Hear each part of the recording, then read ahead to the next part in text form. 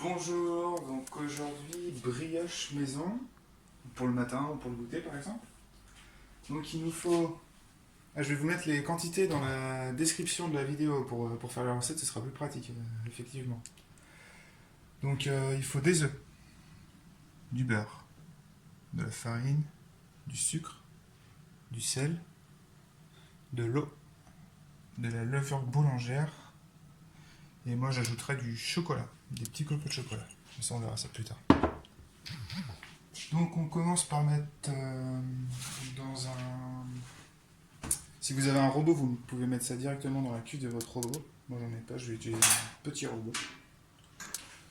Donc dans un grand saladier, je mets ma levure, mon eau.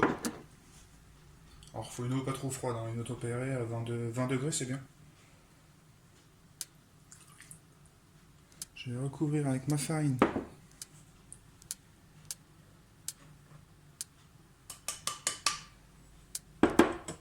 Donc je vais mettre mes œufs.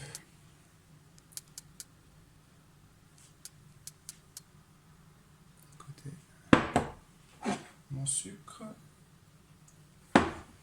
et mon sel. Et là, on va commencer à pétrir doucement, une petite vitesse au début. On va pétrir pendant environ 6 minutes. Donc on commence petite vitesse et on va augmenter la vitesse au fur et à mesure.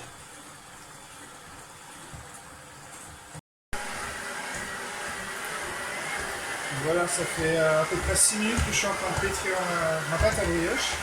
Donc on va pouvoir incorporer le beurre. Vous voyez la pâte, voilà. Ça fait un bout. Ça se décolle de par là, légèrement. Donc on va couper. On va mettre notre beurre. Et on va recommencer. On va repétrir à peu près 4 minutes avec le beurre. Jusqu'à temps que le beurre s'incorpore. Donc on redémarre doucement. On incorpore le beurre.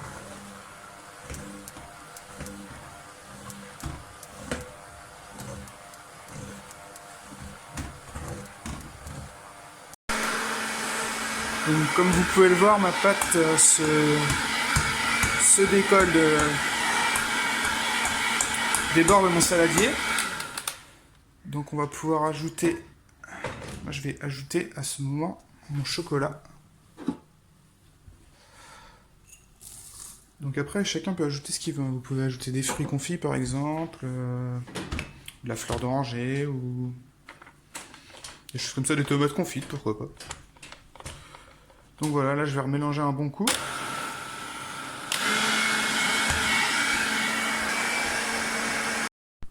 Donc, du coup, notre chocolat est bien incorporé dans notre pâte, nos chocolats ou nos fruits secs ou ce qu'on a voulu mettre dedans. On va venir la soulever pour rabattre en dessous les deux petites pointes. Et on va la laisser comme ça, le côté bombé au-dessus. Ensuite, on va la mettre à pousser pendant 1 heure. Vous pouvez la mettre un petit film dessus. Petit film plastique. Et on va la mettre, si vous pouvez, près d'une source de chaleur, c'est bien. Pas non plus trop chaud, hein, on va pas la mettre au four, soit autour de 25 degrés, c'est bien. Et on se retrouve dans 1 heure. Donc là, ça fait 1 heure que la brioche est à pousser, donc on va refaire un rabat comme tout à l'heure.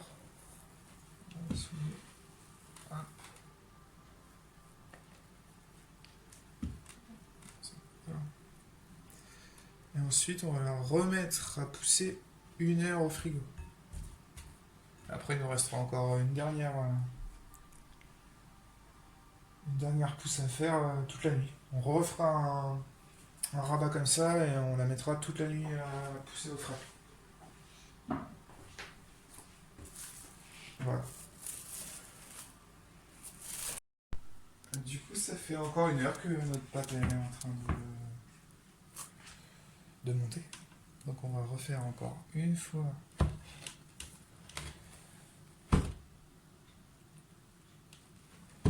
notre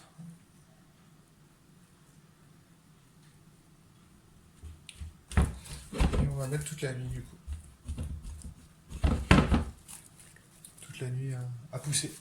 Et demain matin, on pourra bouler une autre étape de pousse et après on pourra les cuire.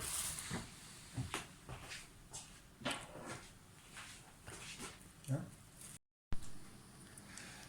donc rebonjour, du coup notre brioche elle a poussé toute la nuit.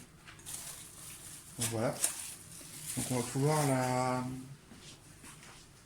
la façonner. On va peser et puis on va la façonner pour faire pour la mouler puis faire une dernière pousse. Et ensuite on pourra. Je commence avant là, c'est le matin. On va mettre un peu de farine sur le plan de travail. Léger. Voilà notre brioche. Tac. Ok, là. Donc il va nous falloir une balance.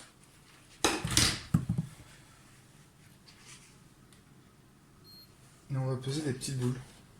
Moi je vous conseille de peser à 40 grammes.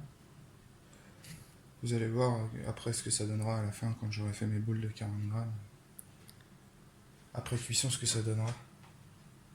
Puis vous pourrez adapter vous selon vos envies. Si vous voulez faire des plus grosses brioches ou des plus ou moins grosses brioches.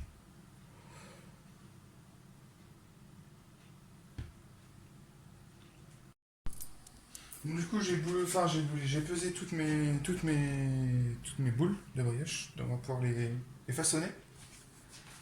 Donc on se met comme ça et on tourne dans le sens des aiguilles d'une montre pour les droitiers. En appuyant légèrement. Ça sert à rien de mettre trop de farine. Ça va glisser ici. Donc voilà. Pour les gauchers, main gauche. Sens des aiguilles d'une montre du coup. Oui, pour les droitiers, sens inverse. Pour les gauchers, sens des aiguilles d'une montre. Donc voilà. Pousse ceux qui sont chauds. Et de en même temps.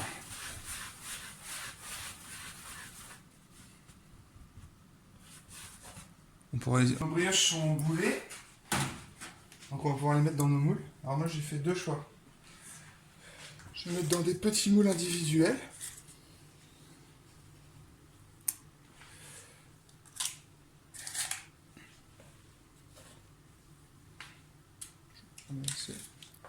Et je vais en grouper pour faire une grande brioche dans un grand moule.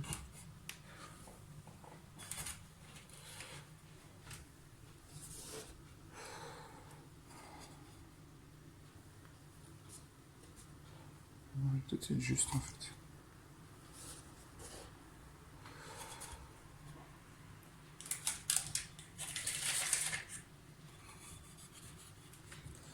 Donc voilà. 4 petites et puis une grande. Donc on va mettre de la dorure.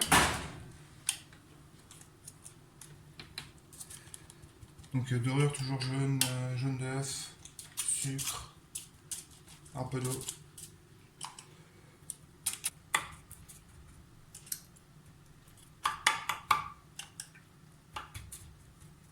Donc voilà, la dorure on la garde de côté, on la réutilisera tout à l'heure. Du coup j'ai mis mon four en thermostat 1, donc 35 degrés environ. Et là on va mettre les brioches à pousser pendant 1h30.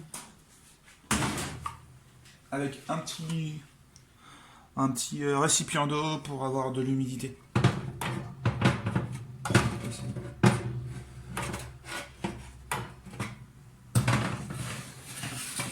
Voilà. À tout à l'heure. Donc j'ai ressorti mes brioches du four, donc elles ont quand même bien développé, comme vous pouvez le voir. Elles sont un petit peu retombées parce que ça fait quelques minutes que je les ai sorties. Donc j'ai mis mon four à 180. Donc on va les mettre, on va redorer. Donc toujours jaune d'œuf, sucre, eau. Là vous pouvez ajouter des petites perles de sucre si vous avez. On va bien la redorer.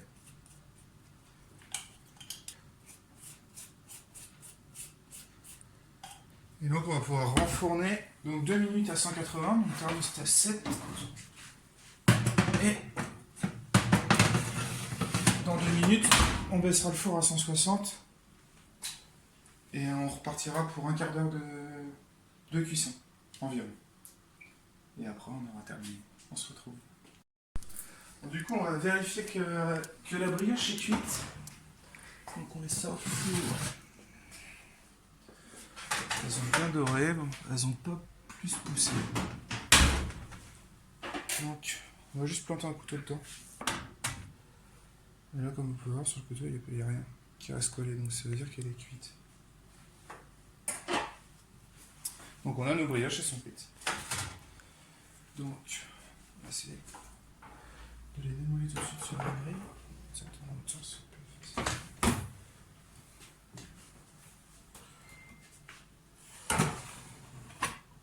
Hop, on va se démouler. J'ai perdu. Qui est resté. Comme ça. Du rafistolage. On va laisser refroidir.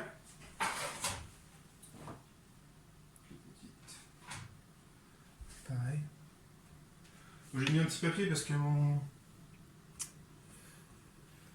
moule est assez collant, il est pas top.